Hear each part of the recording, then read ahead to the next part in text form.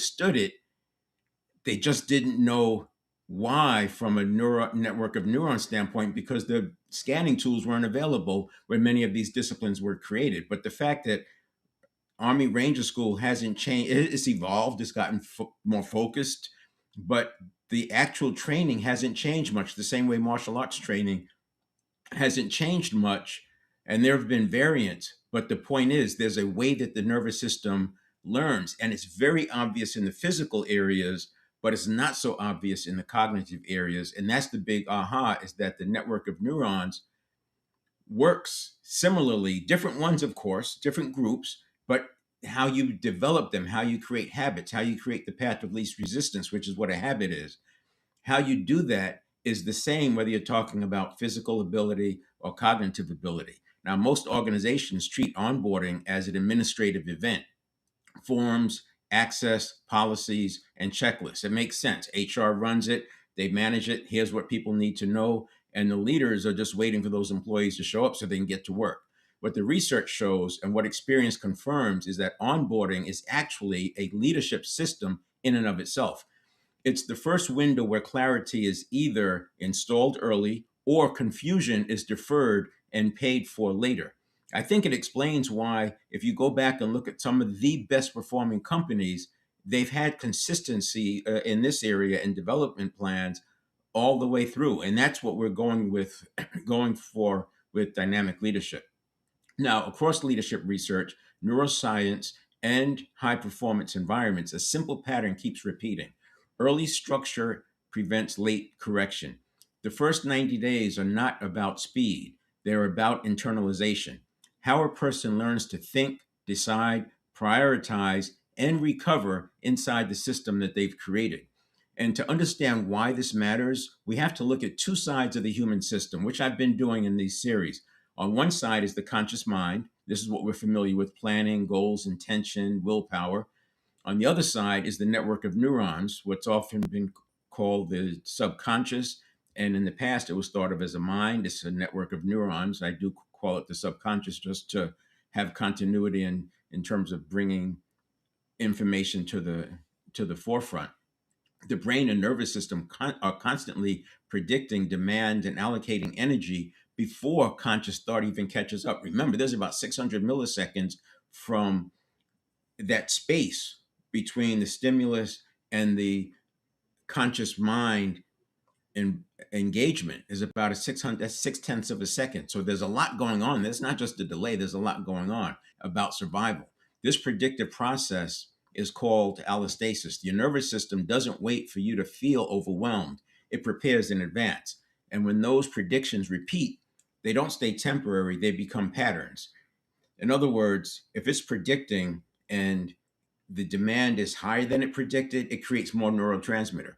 If it's when it's predicting, if the demand is lower, it creates less neurotransmitter. That's a very simplistic way of looking at it, but that is why people who are in their 80s, the ones who look healthy, are also very active. It's been a habit of being active because they're constantly putting a demand on themselves. And it's not just being active, it's active with new things. I get into that more in my transformation after 50, but it certainly applies with development plans in business. And that's why a through hiker on a 90-day hike can go from 8 miles a day at the beginning to 35, even 40 miles a day after day after day, 10 days in a row. You'll see hikers doing 35 to 40 days in a row.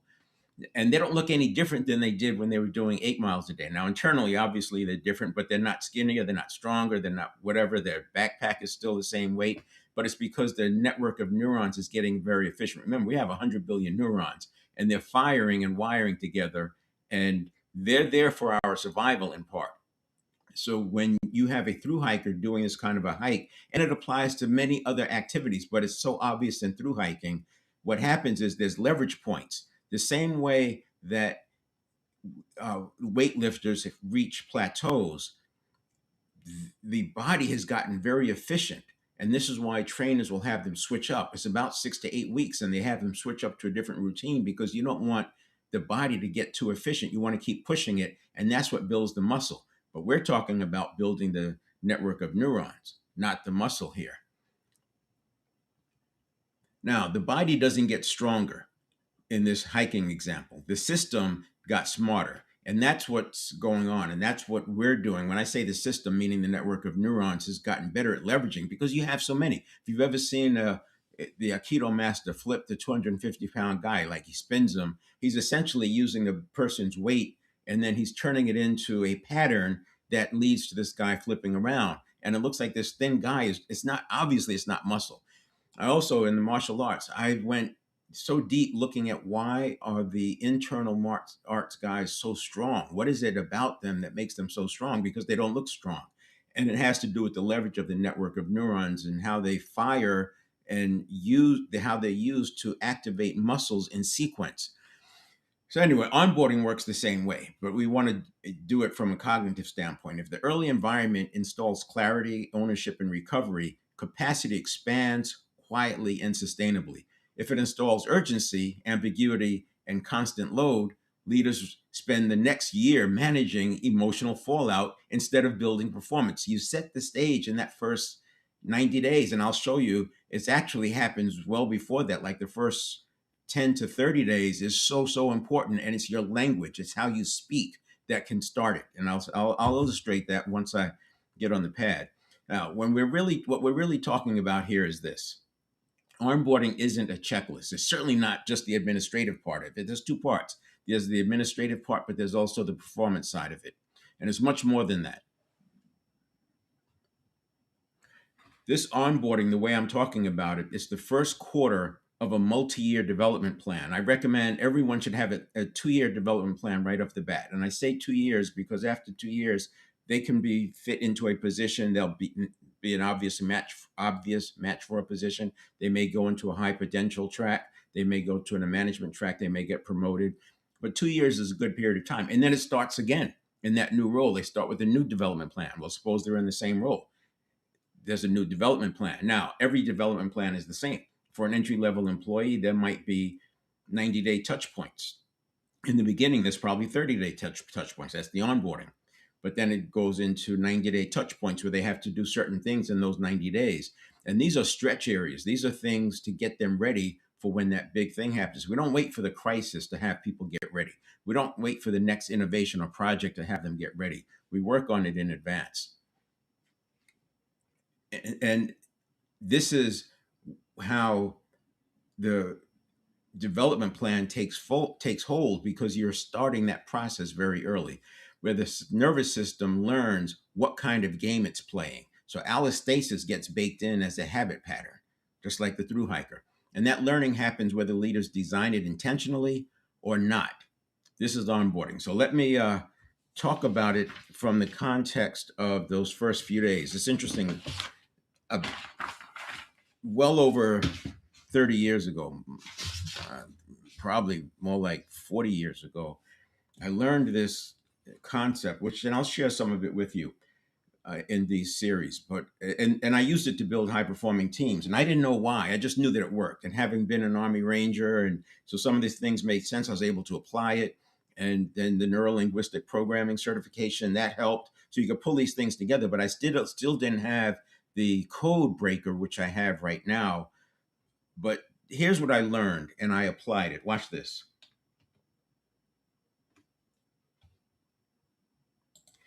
If you have a new employee, and what I learned was this: if you have a new employee and they start here, and you and they're moving along, they tend to start working and learning, right? They're developing, they're trying new things, they're asking you, how can I help?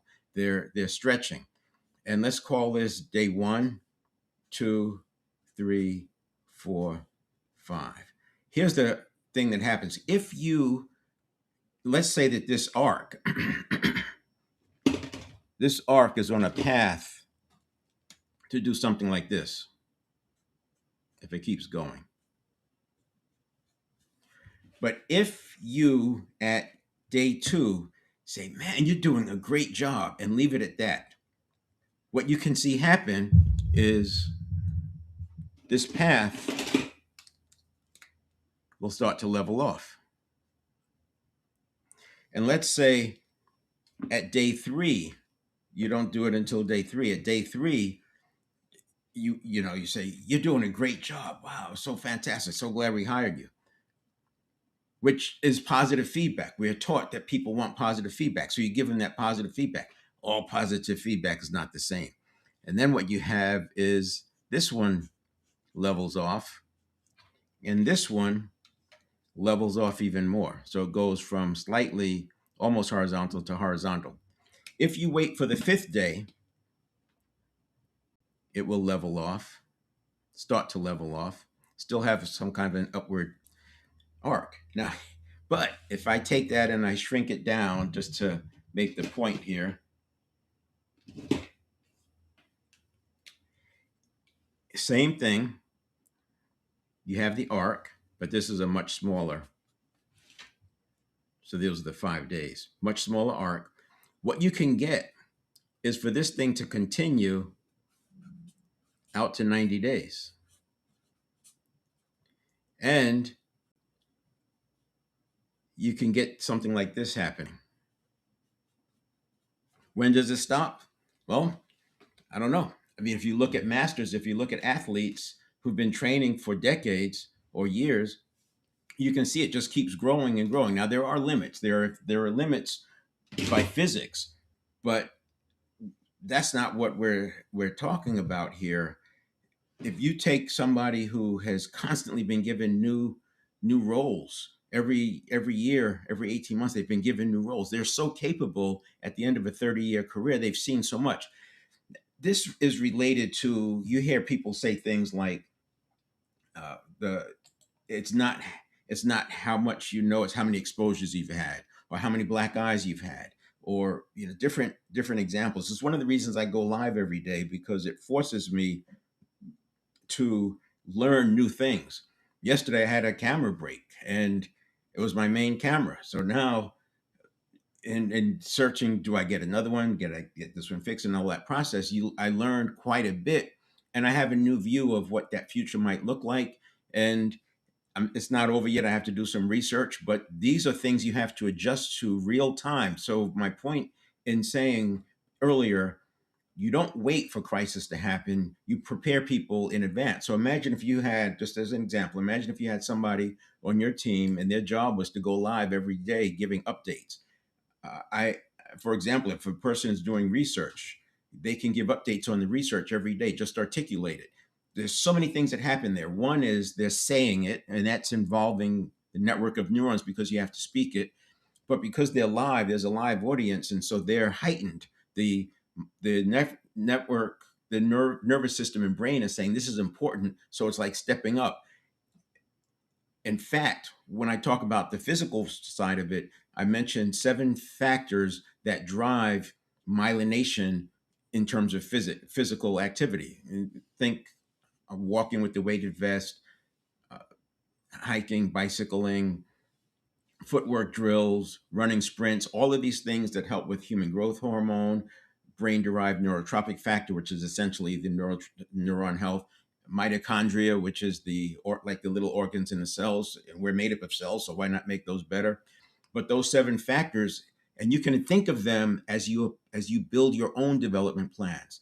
Novelty, something new, and that's not every day, but you want to keep introducing new things. I would say at least think you wouldn't want to go 2 months without introducing something new, for example.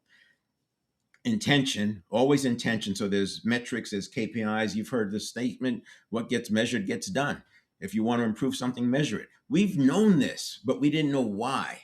Allostasis answers a lot of it. The next one is precision. You want to have follow up and precision and make sure they're saying it right and get the answers correct. And then the next one would be complexity. In physical terms, I use balance because that's precision, and then balance. So 1 foot drills, etc. And then we have progression. You've got to have some kind of progression to up the ante. So if the person's going live, they may only go live for 5 or 10 minutes, but we're going to increase what they accomplish in those 10 minutes. And then the next one would be, in physical work, explosiveness, but in cognitive work, we talk about intensity bursts. So you don't want to keep them at this heightened level for a long time. Just like if somebody's bounding, jumping up onto a 2 or 3 or 4 foot platform, you're not going to do that your entire workout. It's like a point in time that they get these jumps done and then they're doing something else. This is explosiveness. So explosive, you can look at it in two ways. One is the activity itself is explosive, but the other way, cognitively, it's the intensity burst. As if you know the Pomodoro technique where you work for 25 minutes, then you take a 5 minute break. That's very similar. You're doing these bursts. And then the last one is struggle at the edge of ability. You want them to struggle at the edge of ability. You don't want them to get comfortable. You want to keep introducing something new. And that's a good segue to what I was drawing, because in the this is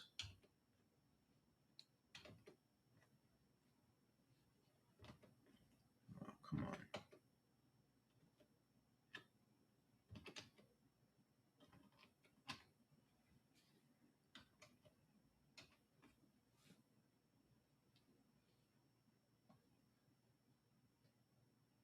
All right, what is going on?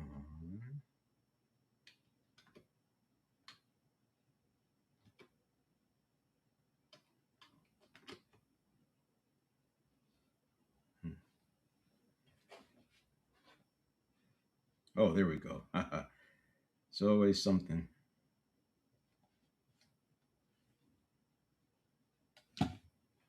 And then my mouse disappears. Yes, I'm using a different camera, and these are just some of the growing pains that happen in that process.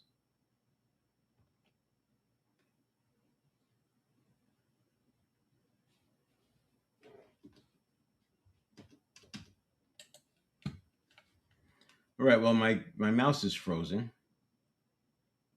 and here we go. Jeez. What I was saying is it's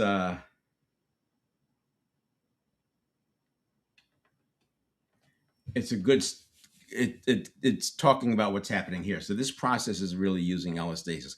I'm not going to get into right now the kind of language that we use, because that's what it is. We're using a certain kind of language to make this happen, but I will talk about it in the series. I'll come back on Thursday, because tomorrow I'll do an Ask Me Anything, and then on Thursday we'll talk about some of the language that you can use here.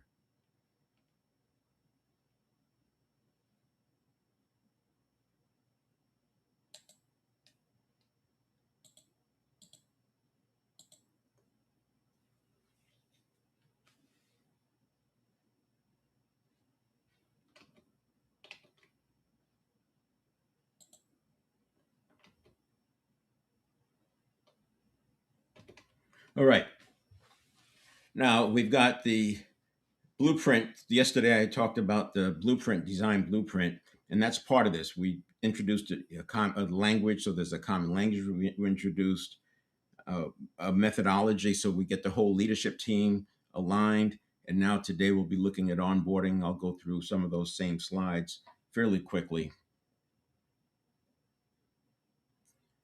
especially if you've seen it already. You've seen these slides, but I have to keep repeating it because it is the one biggest misunderstanding that creates downstream problems, and that is the distinction between the conscious and the subconscious. And people learn that in bits and pieces, because first you have to, it's like when you learn one part of it, your brain shuts down looking for context and trying to figure it out. You don't get the next part, and then once you understand that, you are ready to see something else. We've seen this before, but it's definitely happening with this conversation, because people tend to trust their subconscious, and it's giving them information that's been true for years. You talked about emotional intelligence. It applies here. Think of dynamic leadership as taking emotional intelligence and making it actionable, and and leveraging it with micro recoveries. But what you've learned in emotional intelligence still holds. The difference is that we're adding the word dynamic to it. The same way that people used to be able to pump the brakes on a car to stop, we now have ABS. The way that people had to feather the throttle to keep from sliding or sliding too much, we now have traction control. So it's very similar. Emotional intelligence now has dynamic leadership, which is like traction control and ABS and dynamic suspension all rolled into one, applied to what we knew from emotional intelligence and from self determination theory, autonomy, competence, relatedness as the three pillars for intrinsic motivation. So there's the 7-step reset. And today we're talking about this work over here more so. We're focused over here because there's a stimulus and then there's a response, and here's the they're going to learn to modulate emotions. You're not going to teach them the way I talk about it in here, but they will learn to modulate emotions, partly because you're creating that environment, and partly because you're having conversations, and partly because you're modeling it. And then the step 6 is obviously a big one if you're doing onboarding, because they have to do actions, they have to demonstrate that they can do it. And step 7 is returning to mindfulness. And there's something you could do too as a leader, making sure that people recover very quickly. That has to be a habit where they recover quickly. So it's the same thing. We talk about the two sides. This is the first 600 milliseconds I talk about. So if you look at the network of neurons, although the reaction time of the conscious mind is a half a second, 500 milliseconds, there's a pre-listening period. And so you add this 100 millisecond pre-listening period onto the half second that the subconscious is working through things. There's readiness, orientation, mobilization, and the idea of dynamic leadership is that you're able to detect these things by observing. First, you have to learn it in yourself. You have to learn how it feels, and you experience it yourself, which is most of you already have done it. You just haven't labeled it the way I'm labeling it. And I'm not saying the way I'm labeling it is the end all be all. Neuroscientists talk about it differently. By the way, all this research is out there. Neuroscientists have been saying this stuff for a couple of decades and refining it, but it's in the labs and they're going deeper in the research. Emotional intelligence looked at it as the parts of the brain which is not actionable, because I can't tell somebody I want you to stop your amygdala from doing this, and instead I want you to go back to the basal ganglia and get that piece of information. I can't do that, but what I can do is create habit patterns. And because the system follows the path of least resistance, we create habits, and that's called automaticity. Alignment is not soft, it's structural. You can take a screenshot, but this is from yesterday. Rapid recovery prevents blips from becoming problems. That's why we do onboarding. That's why we have a development plan, but that's not the only reason. As you'll see, a big part of it is allostasis. Threat responses scale before you can see them. We want to prevent those. And I have to clarify, I'm not really preventing. You can't prevent the threat response. I can't tell you where the next big threat is coming from. We don't have that ability, or at least I don't. But what I can do is tell you the pattern that a threat response has and give you tools at the habit level, at the research automaticity level, so that you know if this is a real threat or if it's just a perceived threat. And I use the example if somebody gets an email that's really bad news and it's just the worst thing that they could imagine that day, and there's only one email, but the email causes a reaction, and then that reaction causes internal load. And some people, the next thing they do is they start catastrophizing. They go inside and they think about, oh, if this happens, this is going to happen, and if that happens, this will happen, and I don't know what to do. But if that happens, then this thing is. And next thing you know, they've taken 8 different scenarios that could happen, stacked those 8, and but only one scenario can happen, but they've stacked 8, and all these 8 are like driving this energy. And that's when you see the person trigger up. Boom, boom, boom, boom, boom, boom. They start triggering up, no rationale. You can't have a rational conversation with them. And you have to wait because the cortisol, adrenaline is flowing. It's now a neurobiological event, gets logged in. And now guess what? That little episode is also available as a button to be pushed by somebody because it's now lodged into the network of neurons. Just like a phobia gets lodged in at 3 or 4 years old and is still impacting the person at 30, 40, 50 because it was such a dramatic thing. The thing with the phobia, though, what's weird is that because they didn't die, they survived, and the nervous system links up. This is not mental health, and I'm not describing this from a mental health standpoint, but it links up that the danger showed up, I panicked or screamed or yelled or tensed up, and I survived. So it links up that connection that when I see a snake, get scared and panic and jump around and freak out, and the snake will go away, or I survive. And that's how a phobia gets linked up. So you can't stop it by talking about the phobia. You have to do a process I call the movie theater technique. You get the person separated enough so you're not tapping into the network of neurons. you well, I don't advocate doing movie theater technique in the workplace, but what you can do is talk about other things, and you could talk about the situation happening as a third person. You've heard storytellers do this. They'll tell a story or describe a scenario using another person, and they're actually communicating to the person they're talking to. All right, micro recovery is the leader's first responsibility. This is what we're working towards. And these are things that go into the development plan. Even the thing I talked about yesterday, the blueprint, the design blueprint, that's something I would be talking about in the first 90 days if the employee has any kind of responsibility, and certainly if they have autonomy. And I'll share other tools next week that you can use. Leaders design the recovery environment, and that's important. And how that's why self mastery is so critical, because if you don't have an understanding yourself of how to navigate and have micro recoveries, your people are just going to follow you, and that's not going to be a good thing if you go into catastrophization. Dynamic leadership works upstream. This gets back to the 600 milliseconds. We have three two-tenths opportunities to correct this at the subconscious level when the network of neurons is processing at 11 million bits per second. Once it crosses that threshold into the conscious mind, it changes that signal into something that can be perceived as thought, emotion, body sensation, or something like that, and you get a response.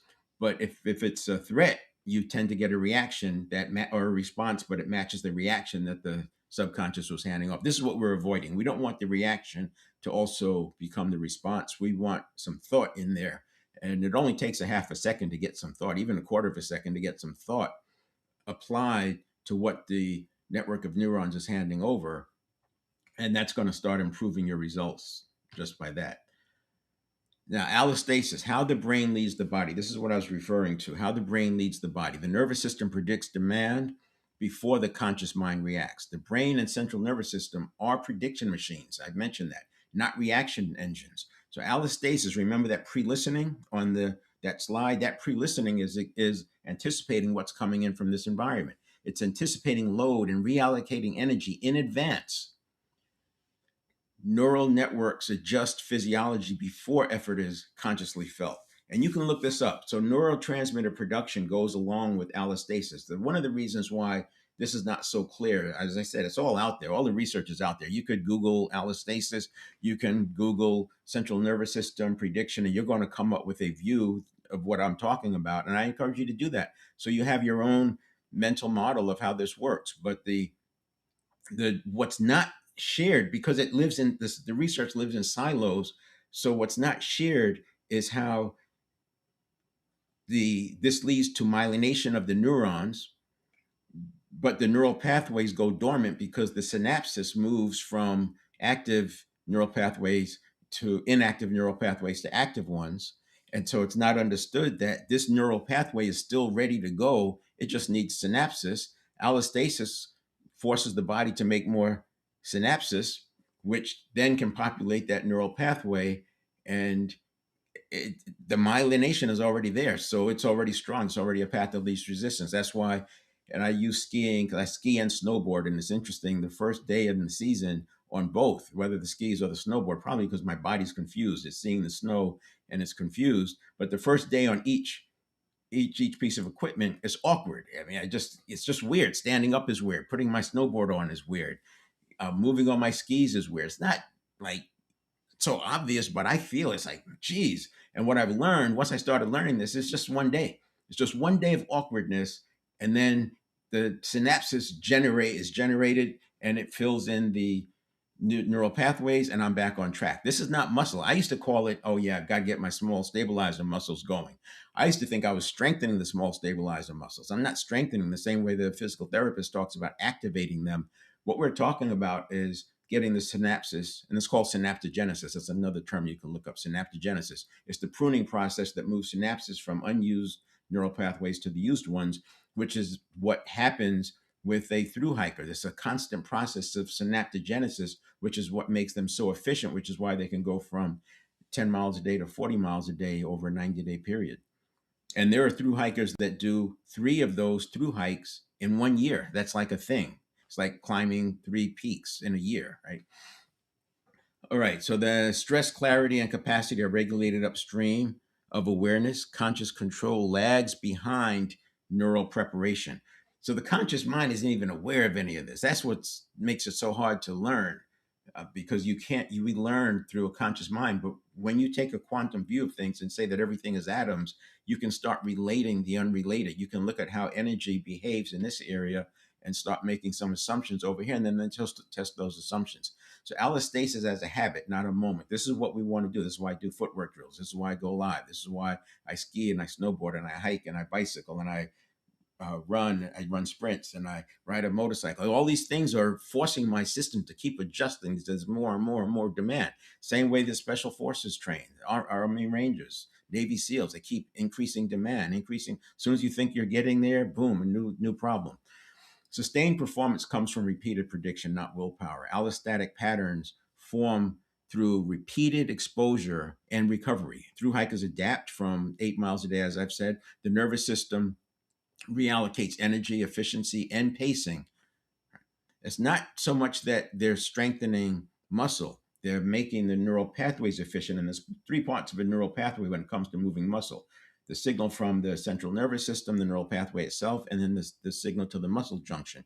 You need neurotransmitter for that. That's why it's so obvious in the physical world in athletics, because you can see it happening, because the neurotransmitter has such a impact, a readily observable impact. But with the cognitive side, it's not as obvious. You have to dig into it. But then once you see the patterns, you can keep seeing them over and over.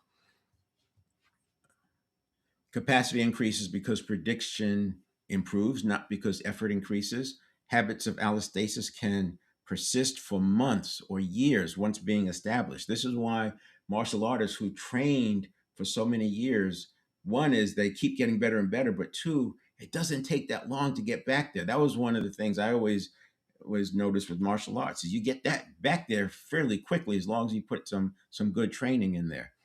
And it's amazing how these skills come up that you've known before. Same thing with skiing. You may be out skiing, you get into a really difficult situation, and you pull out some move that you hadn't used in years, but it survived. It was all about survival. Your recoveries become epic. When, I've been skiing for 60 years, so my recoveries are epic, right? Because I've got so much muscle memory and muscle memory is nervous system memory. Anyway, administrative versus leadership onboarding. So this is about onboarding, and I do this setup because you can look up what onboarding is, but I like to connect the dots to how important this is from a nervous system standpoint. Administrative onboarding and is compliance, access, and logistics, and leadership onboarding, clarity, context, and contribution. If you did nothing else but take this slide and share it with your leadership teams and talk about what we should do differently, because I've seen organizations that everything is HR, it's an HR orientation, and the managers sometimes don't even check in with the employees. It's the exceptional manager who checks in with the employee, but that's it.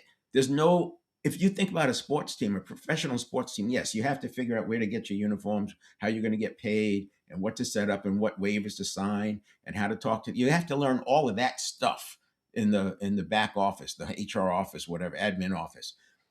But then you go to the coaches, and now they're working on, you're not going to pivot that way, you're going to pivot this way, and here's the move we want you to take, and here's how you throw off your back foot, and here's how you do. We have and there's systems that have been created because years and years and years of having an opponent in your face trying to stop every play tells them what really works versus what doesn't. It's not this willy-nilly idea of this is my favorite leadership tactic, or this is my technique. I'm a democratic leader, I'm a command and control leader. And then you have a hodgepodge in an organization, and you're wondering why you can't change, you can't drive the culture. You can't drive the culture because these leaders have all different models. It's like having five different playbooks across your offensive coach, your defensive coach, and your special teams coach, and the head coach. They all have a different playbook.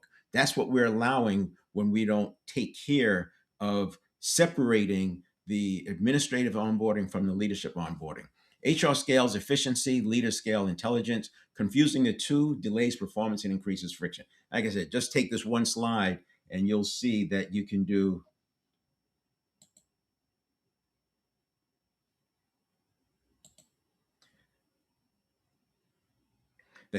major work just with this one slide.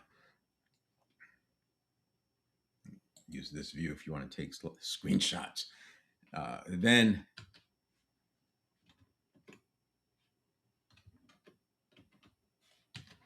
Then we have this one. What actually determines early performance? Different frameworks, the same underlying truth. Most performance issues originate in the first 90 days. You may not believe that, but if you, that's where the pattern sits. That's why I was drawing that on the chart to show you how the language that you use creates this arc. And what we want to do is use language in such a way that that arc continues upward. Now, it's not going to go straight up, but you want it increasing. Motivation is shaped by conditions and personality. How you react, how the leader reacts to every single input is influenced.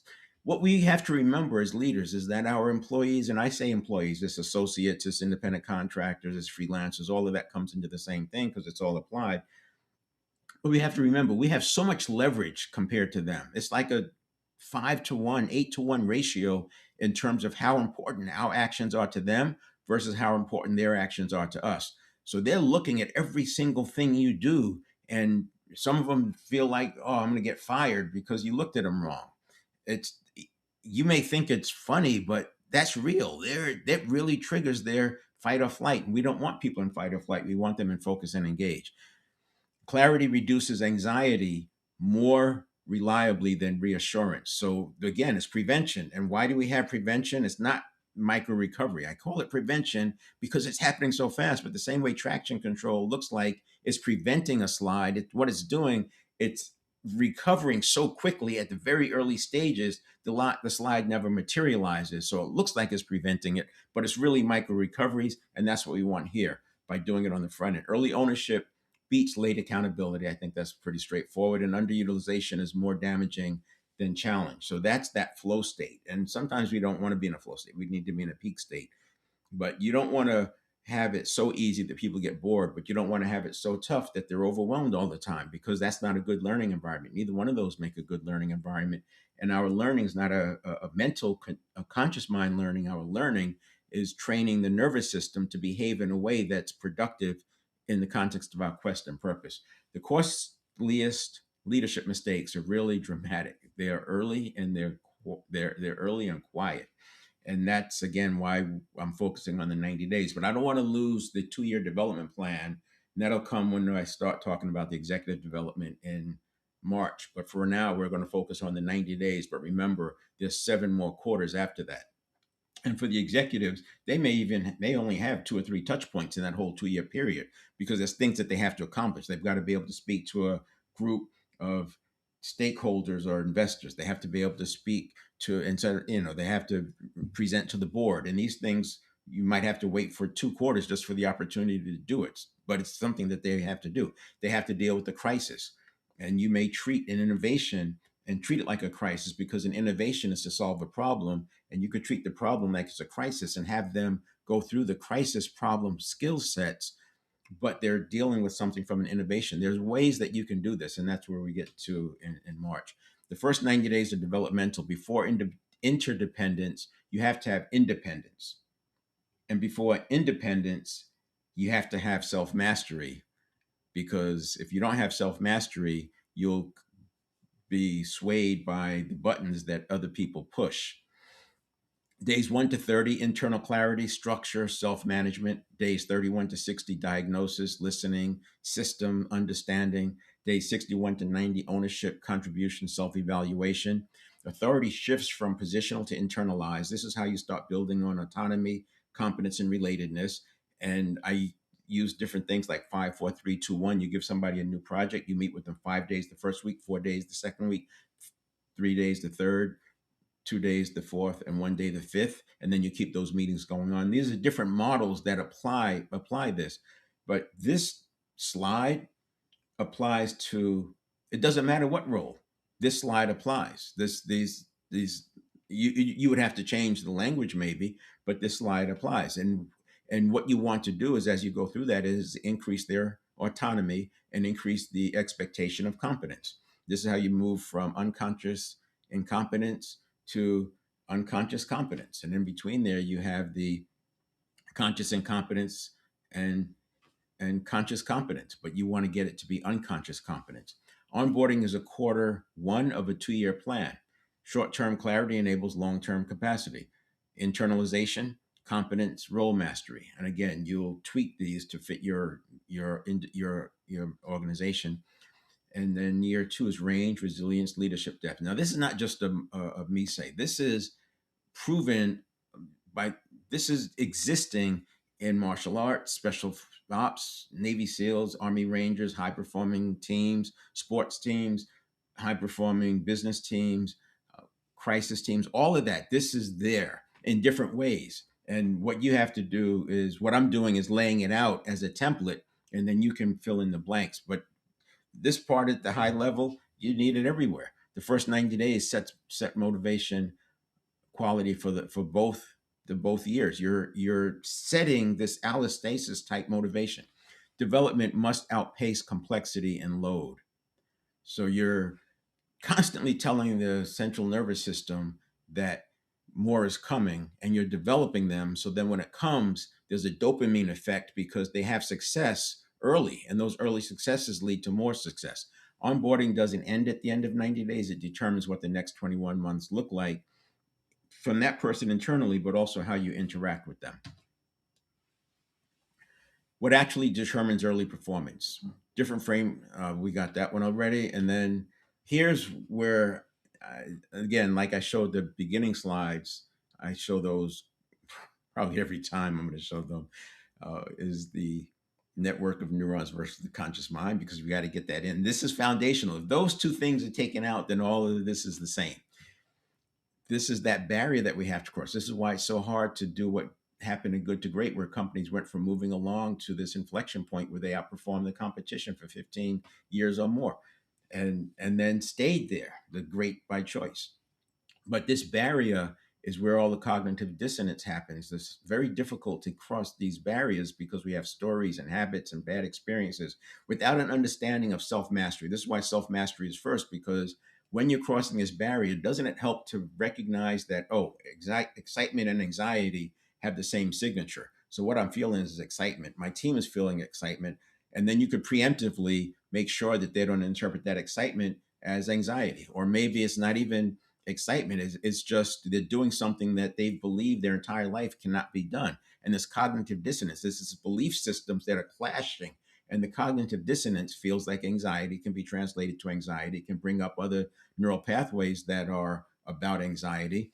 But when it's true cognitive dissonance for crossing this barrier, I find if you just go to sleep, and I don't mean right then and there, but when you go to sleep, the neuroplasticity happens. What's actually happening is the network of neurons are saying, ooh, what we learned is wrong, it's changed. It's like a hunter-gatherer walking through from one land to the next land, and they're going from rolling hills to mountains. Now their brain has to adjust, but it's adjusting in days, not months.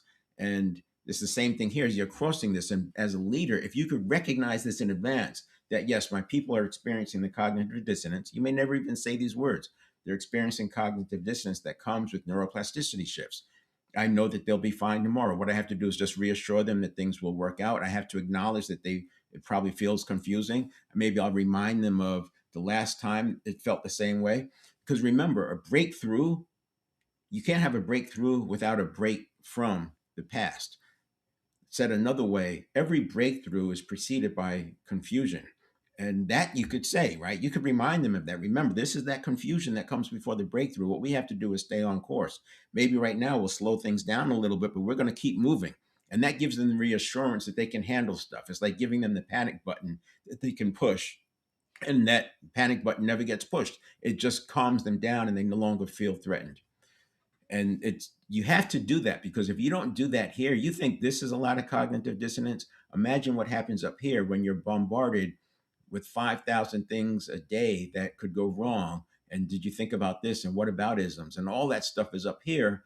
So you have to have that self mastery and you have to have that understanding. And what we do is we build, I like to call them near principles, but principles and near principle based methodologies so that we stay inside. And then, whereas down here, you had the habit patterns driving your behavior. They limited you with the upper limit and lower limit. Everything was happening by conditioning. We're replacing the conditioning by following principles. That's why I use specific books that have gobs and gobs of research in the business realm. And that research substitutes for the conditioning. This is how we start moving our automaticity into productivity for our quest and our purpose. And this is just another example because that unfamiliar and those opportunities are seen as threats. Then you have the VUCA, which is noise, shiny things. We're going to get ourselves to the point where we follow this. The other day, I drew that picture of uh, the no zone, and it's worth revisiting.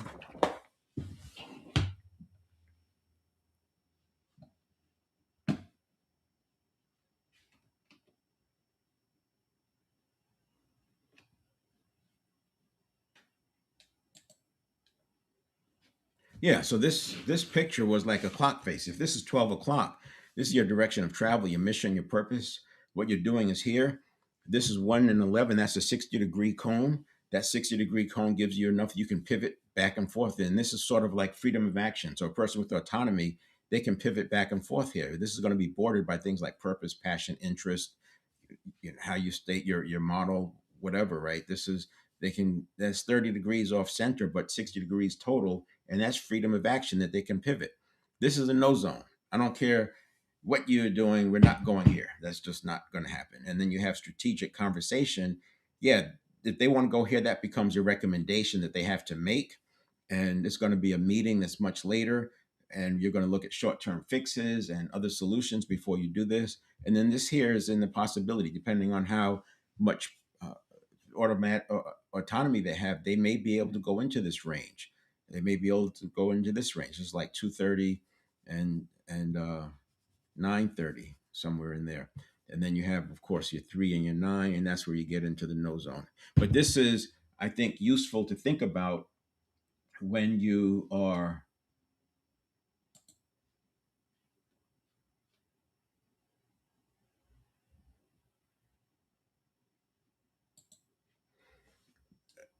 looking at this slide here, because you have the opportunities and threats that are constantly becoming thousands and thousands a day.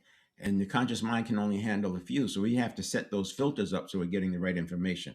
So I go live every day, usually 7 o'clock, sometimes 8. And you can go out to 7stepreset.com/live and you'll see information about the next upcoming event. So, for example, I'll do a live event on LinkedIn tomorrow under Morris Maduro. That's at 7 a.m. tomorrow, and then on Friday, I'll I'll consolidate these topics and do a part on Friday that sort of hits the highlights of what I'm talking about today and yesterday, and I might bring in some of what comes out on the network of on the Ask Me Anything on Wednesday, and then on Thursday I'll talk about some tools that you can use to invoke allostasis. And then Thursday I have a workshop, Four Pillars of Self Mastery. This is a live full day workshop. You can still sign up for that. You can, there's a URL at the bottom of the slide, but you can also go to 7stepreset.com/mastery and you'll find it. 7stepreset.com/mastery and it'll be there. And from there, I will close out here. Hope you can join me tomorrow for my Ask Me Anything. And that's anything having to do with self mastery, high performance, things we've talked about in this series. I've been doing this since October. So if you have any questions or comments from any of that, just do an Ask Me Anything. There'll be a link that we can use you can come online right on the same channel. You can join the screen or depending on what platform you're watching from, because this goes to multiple platforms, but I may see your comments, I may not, but you'll be able to use that link. All right, we'll see you tomorrow. Take care.